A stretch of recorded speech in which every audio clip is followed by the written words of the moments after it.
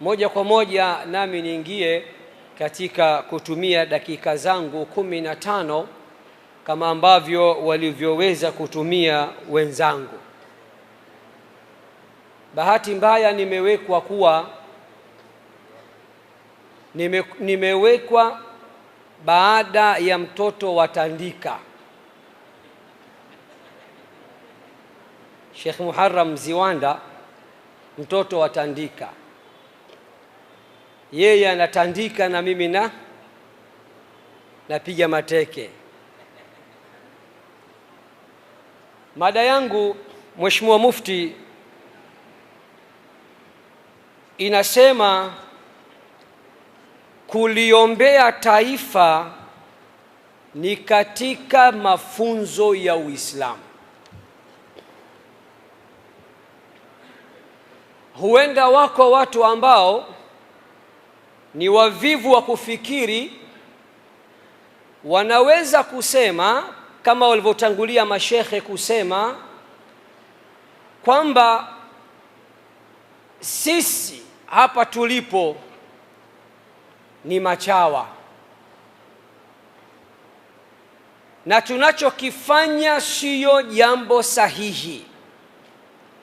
Sasa mimi leo nataka niwaambie swala zima la kuliombea taifa lako, kuiombea nchi yako, ni jambo ambalo limethibiti kutoka katika Qur'ani na sunna za Bwana Mtume Muhammad sallallahu alayhi wasallam.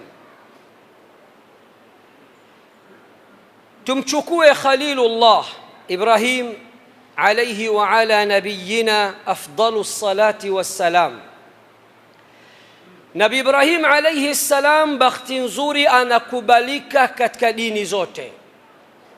Ni baba wa tauhid, ni baba wa aqida, ni baba wa manabii na ni baba wa iman. Nabii Ibrahim alayhi salam aliliombea taifa lake na kuiombea nchi yake. Tena kwa mujibu wa Qur'an amefanya dua maalumu kwa mji wake, nchi yake na taifa lake mara 2. Twende katika sura ya 2 Al-Baqarah, aya nambari 126. Tusikilize Allah anavyotuambia namna Nabii Ibrahim alayhi salam alivyokuwa ni mzalendo, alivyoiombea nchi yake, taifa lake na mji wake kwa ujumla. Allah anasema, وَإِذْ قَالَ إِبْرَاهِيمُ رَبِّ اجْعَلْ هَذَا بَلَدًا آمِنًا. Tena sigha iliyotumika rabbi ij'al hadha baladan. Ukienda katika suratu Ibrahim mambo yamebadilika. Aya inasema, وَإِذْ قَالَ إِبْرَاهِيمُ رَبِّ اجْعَلْ هَذَا الْبَلَدَ آمِنًا. katika suratul Baqarah anasema rabbi ij'al hadha baladan amina. Akina Sheikh Taha na mashekhe wote hapa wanatufundisha ya kuwa pana tofauti baina ya rabbi ij'al hadha baladan aminan na rabbi ij'al hadha albalada amina. Katika Al-Baqarah ametumia tanwini ya nakira, rabbi ij'al hadha baladan, e Allah, e Mola wangu mlezi, ninakuomba ujalie mji huu uwe ni mji wa amani. Kwa nini ametumia sigha hii ya nakira? na katika suratu Ibrahim akatumia sigha ya ma'rifa, rabbi ij'al hadha albalada. Wanawachuoni wa Qur'an wanatuambia katika suratu Al-Baqara ametumia sigha ya nakira, rabbi ij'al hadha baladan, kwa sababu mji wakati ule ndio ulikuwa ukiasisiwa. Lakini katika suratu Ibrahim akatumia alif na lam ya ma'rifa, rabbi ij'al hadha albalada amina, kwa sababu mji tayari umekwisha imarika na watu wameongezeka. Tofauti na katika suratul Baqara, kulikuwa katika mji wake watu wawili tu, mtoto wake mchanga na mama yake mzazi. Nini maana yake? Maana yake aya zote hizi mbili zinatuthibitishia ya kuwa Nabii Ibrahim, baba wa manabii, baba wa tauhid, baba wa aqida, baba wa imani, alikuwa akiombea mji wake, nchi yake na taifa lake kwa ujumla. Tena katika aya zote mbili alikuwa akiwaombea mambo makuu mawili. Al-Baqara anasema rabbi ij'al hadha baladan aminan warzuq ahlahu min ath-thamarati man amana minhum billahi wal yawmil akhir. Allah, ninakuomba ujalie mji huu uwe ni mji wa amani, kisha waruzuku watu wake kutokana na matunda mbalimbali walioamini miongoni mwao. Katika aya hii, ndugu zangu, Nabii Ibrahim ameiombea nchi yake na watu wake mambo makuu mawili. Jambo la kwanza, amani. Jambo la pili, maisha bora. Na cha kushangaza, ametanguliza kuomba amani kabla ya chakula, kabla ya riziki, kabla ya matunda na kabla ya hata maisha bora, kwa sababu anajua ya kuwa pasina amani hakuna maisha. Katika suratu Ibrahim pia kawaombea watu wake na mji wake mambo makuu mawili. Alisema rabbi ij'al hadha albalada amina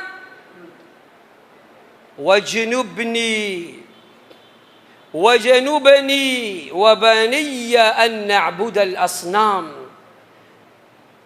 Allah, nakuomba ujalie mji huu uwe ni mji wa amani, lakini pia niepushe mimi na kizazi changu tusije tukawa wenye kuabudia masanamu. Kwa hiyo hili ambalo leo tunalifanya sisi lina mashiko kutoka katika Qur'ani tukufu, lakini pia kutoka katika sunna za Bwana Mtume Muhammad sallallahu alayhi wasallam. Tukienda katika hadithi za Mtume sallallahu alayhi wasallam, Al-Imamu Muslim anapokea hadithi katika sahihi yake kwa nambari 1373, hadithi ya Abu Huraira, ya kwamba Mtume sallallahu alayhi wasallam siku moja amenyanyua mikono yake mbinguni na akamwomba Mola wake kama ifuatavyo. Akasema, Allahumma inna Ibrahima abduka wa khaliluka wa nabiyuka. Allah, hakika ya Ibrahim ni mja wako, lakini pia ni rafiki yako wa karibu, lakini pia ni nabii wako. Wa inni abduka wa nabiyuka, na hakika yangu mie Muhammad ni mja wako na vile vile ni nabii wako. wa innahu da'aka limakkata, na hakika ya Ibrahim amekuomba maombi mbalimbali yaliyo mazuri mazuri kwa mji wake wa Makka. Wa inni ad'uka lilmadina, na mimi nakuomba Allah na uombea mji wangu wa Madina, bimithli ma da'aka limakkata wa mithlihi ma'a, na mimi nakuomba kwa yale yote aliyokuomba Ibrahim kuiombea mji wake wa Makka, na mimi pia ninauombea mji wangu wa Madina kwa mfano ule ule au zaidi yake.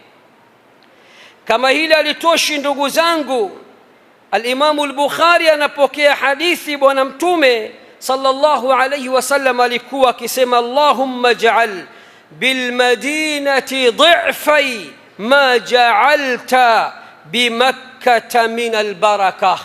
E Allah, ninakuomba ujalie Madina, mji wa Madina uwe na baraka maradufu kama ulivyojalia mji wa Makka kuwa na baraka. Hawa ni manabii na hawa ni mitume, na kwa mujibu wa wanawachuoni wa siyar wa tarikh, nabii bora mtukufu mtakatifu nambari moja ni Mtume Muhammad sallallahu alayhi wasallam, lakini anayemfuatia kwa ukubwa na utukufu ni Nabii Ibrahim alayhi salam. Kwa hivyo ni wajibu wa kila Muislam na kila Mtanzania kuiombea nchi yake na taifa lake kwa ujumla, na jambo kubwa ambalo tunatakiwa kuiombea nchi, amani, utulivu na usalama na maisha yaliyo mazuri. Kwa kumalizia, hatupo hapa kuwaombea watu maalum dhidi ya wengine, bali tupo hapa kwa ajili ya kuiombea nchi nzima na wananchi wote kwa ujumla. Hata wale wavivu wa kufikiri wanaodhani ya kuwa wanaposikia dua ya kuliombea taifa moja kwa moja wana tafsiri tofauti, ninaomba nikwambieni ya kuwa dua hii pia inakuhusuni nyote, utake usitake. Tupo hapa kuombea Watanzania zaidi ya milioni 60 na kuiombea Tanzania na viongozi wake kwa ujumla. Lakini pia katika visomo ambavyo leo tumefanya, Qur'ani imesomwa mara 4, misahafu minne, na tumebakisha msahafu mmoja wa mwisho ambao utasomwa kwa ruhusa ya Mheshimiwa Mufti. Tutakuwa tumepata misahafu 5 na tutatawassal kwa Allah kupitia maneno yake aendelee kuilinda Tanzania na awalinde wa Tanzania na viongozi wetu kwa ujumla. Nataka nimalize niseme ya kuwa hata viongozi kuwaombea hilo limethibiti. Kama linakuuma, basi na wewe kuwa kiongozi tutakuombea. Na sisi Waislamu sio wabaguzi, kama alivyosema Sheikh Mziwanda, hatufanyi haya eti kwa sababu rais ni Muislamu mwenzetu. Kumbukumbu yangu inanituma, hakuna kipindi tumefanya dua na visomo kwa wingi kama awamu iliyopita, na Mheshimiwa Mufti alikuwa akituagiza kila wakati.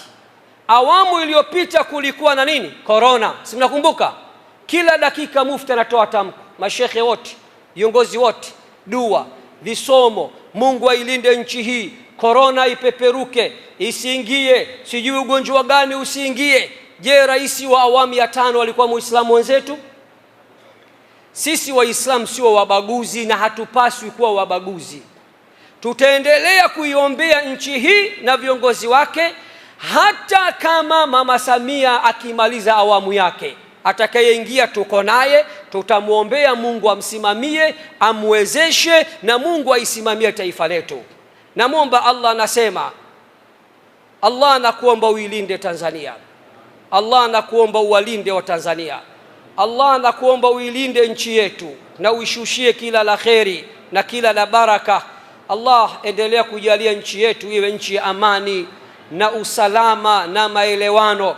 Allah wajalie viongozi wetu kila la kheri, wahifadhi na shari za binadamu na majini, wahifadhi kutoka mbele yao, nyuma yao, kuliani kwao, kushotoni kwao, juu yao na hata chini yao.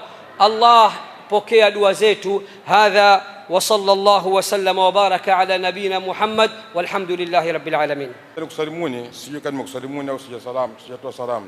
Assalamu alaykum wa rahmatullahi wa barakatuh. Dakika 5 nilielezwa mwanzo kwamba ni mchango, sitoi mada wala sitoi mawaidha, isipokuwa ni mchango kama taaqib ya yale ambayo yamezungumzwa na mashekhe zetu. Dakika 5 hizi nizitumie katika labda kuleta majumuisho ama taaqibu. Nadhani ni lengo langu ni hilo. Inshallah mtanuia radhi, protocol imezingatiwa kwa sababu muda wenyewe dakika 5. Katika dakika 5 hizi nilipendelea ni kuelezeni vitu viwili katika uchambuzi wa nilivyofahamu mimi, na ninadhani nyinyi mmefahamu hivyo, na vile vile tutoe katika khutwa amalia katika tuseme kwamba labda utekelezaji wa kivitendo wa haya ambayo tumepewa nasaha hapa. Hilo ndio muhimu. Tusitoke tu kwamba fulani alisema vizuri halafu hakuna matokeo ya yale mazuri aliyoyasema, ama fulani hakusema vizuri halafu tukashindwa kutafuta mazuri kubadilisha yale ambayo si mazuri aliyosema fulani. Huu ndio utaratibu wa mazungumzo. Lazima utoke na khutwa amalia ya kivitendo yenye tija katika yaliyozungumzwa. Sasa ni hivi, moja katika hayo ni kupeni mfano mzuri sana wa maneno ya Anas bin Malik radhiyallahu ta'ala anhu. Siku moja alikaa Anas bin Malik, amekaa na watu wa zama zake, sio sisi zama zake. Akasema, innakum la ta'maluna a'mala hiya adaqu min ayunikum min ash-sha'r. Halafu akasema, wa in kunna lana'udduha fi zamani rasulillahi sallallahu alaihi wasallama min almubiqat. Anasema ninyi mnafanya mambo hayo katika macho yenu nyinyi mnayaona kama ni madogo kuliko unywele, lakini mambo hayo sisi wakati wa Mtume sallallahu alaihi wasallam tulikuwa tunazingatia kwamba yanaangamiza. Hili ni neno ambalo linatokana na yale yaliyozungumzwa na mashekhe zangu hapa nyuma, kwamba haya yanayozungumziwa, haya yanayozunguka, yakiwa si naba, ni habari hizi, basi ni kweli tusiachukulie katika udogo na tusidharau mambo hayo. Ni kwamba mambo hayo kama hatutawekea utaratibu mzuri wa kujiepusha na mambo hayo, ama na hisia hizo, ama na fikra hizo, ama na habari hizo, basi maana yake itakuwa ni katika mambo ambayo yanaweza yakaangamiza jamii yetu, yakaangamiza mji wetu, yakaangamiza familia zetu, na yakatuangamiza wenyewe. Kwa hiyo mambo haya yanazungumzwa katika sura ya salbi ya hasi, basi tuachukulie kwa tahadhari na tuwekee taratibu ya kutoyakubali na kutoyaendea. Hilo ni moja. Lakini la pili tena ni sasa tunafanya nini? Nikisema tunafanya nini, ninakusudia, hebu turejee kwa Mtume sallallahu alaihi wasallam. Mtume sallallahu alaihi wasallam alitupa kanuni moja nzuri sana. Kanuni yenyewe ni kwamba palitokea tatizo la kutaka kuvunjika amani katika mji wa Maka. Narejea tena, palitokea tatizo la kuashiria kutaka kuvunjika amani katika mji wa Maka. Tatizo hilo linafahamika sana, ambayo lilipelekea kikipatikana kitu katika historia wanatuambia ni hilful fudhuli. Napokusudia hivyo ni kwamba haraka dakika moja tu, bwana mmoja, mtu mmoja tu na ufedhuli wake alifanya dhulma. Al-Asi ibn Wa'il ni tajiri mkubwa Maka, alifanya dhulma, kamdhulumu bwana mmoja akatoka Yemen katika kabila za Zabidi kama sijasahau, kamdhulumu yule mtu bwana. Lakini jambo wakati wa dhulma inafanyika, jambo lilikuwa ni dogo sana la kawaida la ndani, lakini jambo lile yule aliyodhulumiwa alijaribu kutafuta kujinusuru na dhulma. aliamua kutoka akapanda katika mlima wa Abi Qubais, akaanza kuzungumza ile dhulma aliyofanyiwa na mtu fulani katika mji wa Maka ule. Jambo lile lilivyotoka likawa ni kubwa, nataka tuelewane, likawa ni kubwa kwa sababu tayari limeshaashiria kwamba watu watakayemnusuru mtu huyu bwana wa Yemen aliyodhulumiwa lazima watapatikana, na inawezekana wakatoka huko Yemen kwenyewe wakaja kwamba kuna mtu amedhulumiwa, ama wapenda haki mji ule wa Maka bila shaka ongeza wakatoka kumnusuru yule mtu bwana. Al-As bin Wa'il aliyofanya dhulma, maana yake na yeye ana awan, ana wasaidizi wake, ana watu wake, wangeweza kutoka kumnusuru yeye. Maana yake nini kingetokea hapa? Kingetokea jambo au lingetokea jambo la uvunjifu wa amani.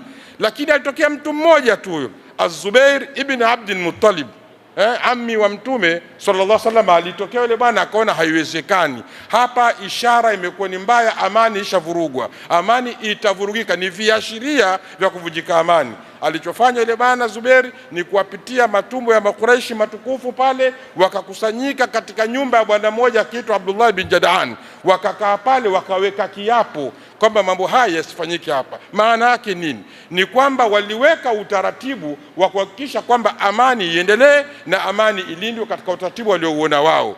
Sasa mahalu shahidi na kusudia kusema nini? Baada ya tukio hili kutokea, Mtume alikuwa na miaka 20, bado ni kijana, tena inawezekana ni mdogo kwa umri, hajawa mtume, baada hajawa mtume, lakini alikuwa ni kijana mwenye busara, mwenye hekima, na miaka 20 ni mdogo kuliko wengi tuliokuwepo hapa. Alikwenda kushuhudia tukio lile. Mtume salama alikwenda, ni mtoto, kushuhudia tukio la watu wazima wanakubaliana jambo fulani, wanajadili jambo fulani la kuleta amani katika eneo lao. Sasa haikutosha, baada ya Mtume Muhammad sallallahu alaihi wasallam kuwa ni mtume, nini alifanya? Alikaa na maswahaba zake akawahadithia tukio hili. Baada ya miaka mingi kupita, kapata utume na miaka 40, Maka miaka 20, kaisha kwa mtume. Yawezekana mtume alisemea Maka au alisemea Madina. Kama alisemea Madina, basi alisema tukio hili baada ya miaka 30 na kidogo. Lakini mtume nini alisema? Nataka tusikilizane vizuri. Aliwaambia mimi nilishuhudia tukio ambalo nilipenda kweli kweli. Akawapa tukio hili, akalieleza, akasema sasa kama mimi nitaitwa la uduitu fil Islam, kama nitaitwa katika kuwa sasa na Uislamu huu katika jambo kama hili, la ajabtu, nitakwenda. Maana yake ni kwamba jambo hili limethibiti kisheria kwamba jambo lolote ambalo linakwenda kutengeneza, kulinda salama na amani, unapoitwa katika jambo hilo, kama wewe ni mpenzi wa Mtume Muhammad sallallahu alaihi wasallam, inabidi uliitikie. Sasa maana yake ni kwamba wale ambao wanaonia kuvuruga amani, sisi tunatakiwa tufanye nini? Tuitikie katika kwenda kuilinda amani ya nchi yetu na amani yetu na amani ya familia zetu kwa kumfuata nani? Mtume sallallahu alaihi wasallam. Nadhani itakuwa imeeleweka vizuri. Kwa hiyo amalia tuyapuuze yote yanayosemwa na hao, lakini amalia kivitendo tuwe imara katika kutetea amani katika usuluma unaokubalika.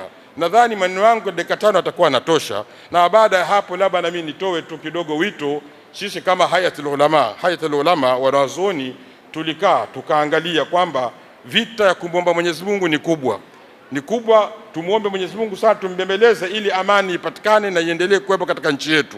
Na wasaili zote zimetumika wasila za asmaullah wa sifati. Qur'ani imetumika kama ni wasila, lakini vile vile tumetumia wasila wa dua za waja wema, wameomba dua, ni wasila hiyo. Lakini kuna wasila moja, basi hii wasila ya kila mmoja ashiriki, ni wasila wa al-amalu salih, kufanya amali njema alafu kutawassal kwa amali njema hiyo ili Allah atujalie. Kwa hiyo tunaomba inshallah, siku ya Jumatatu imebakia ni moja, Jumatatu imebakia, tuna sunna ya Jumatatu, ni kawaida kufunga, Waislamu wana tabia, wengi wanafunga. Basi tukifunga Jumatatu hiyo jioni wakati wa kufuturu, basi kila mmoja atumie fursa hiyo ya kumuomba Allah subhanahu wa ta'ala ya hiyo salama na amani tunayoitaka, kwa sababu hatuna tena wasila wa amali swali kama ni funga na ni kubwa zaidi ya Jumatatu. Baada hapo ni Jumatano uchaguzi. Nadhani nakukaribisheni katika hilo na ninakuombeeni katika hilo. Inshallah tukifunga Jumatatu, basi tuombe dua jioni inshallah katika hali ya pamoja. Kama tafuturu watu wawili watatu pamoja, wangapi, basi pale inshallah muombe dua maalum kutokana na kutawassal kwa amali njema ya siyamu ambayo itakuwa tumeshinda nayo katika mchana huo. Allah atuwafikishe. Aqulu ma tasmaun. Wassalamu alaikum wa rahmatullahi wa barakatuh.